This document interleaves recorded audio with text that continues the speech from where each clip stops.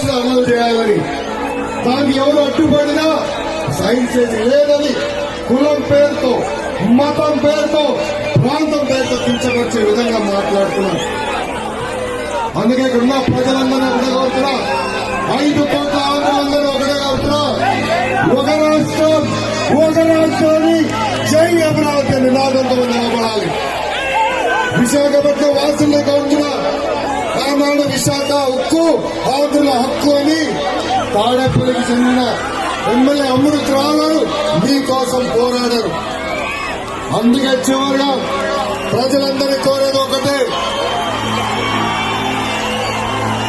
Telugu Desam party అధ్యక్షుడు గారు శ్రీ నారా చంద్రబాబు నాయుడు గారు ఇక్కడికి వచ్చారు.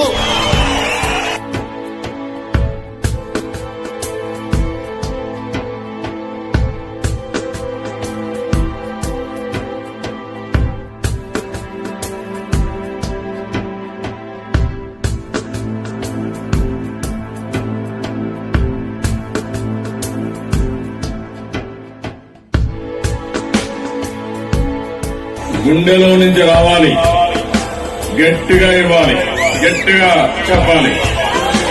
జై అమరావతి, జై అమరావతి, జై అమరావతి, జై జై అమరావతి.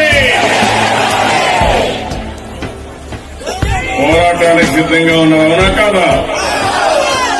ఇంకా ఎవరికైనా పెరిగితనం ఉందా? భయం ఉందా? భయపడతారా?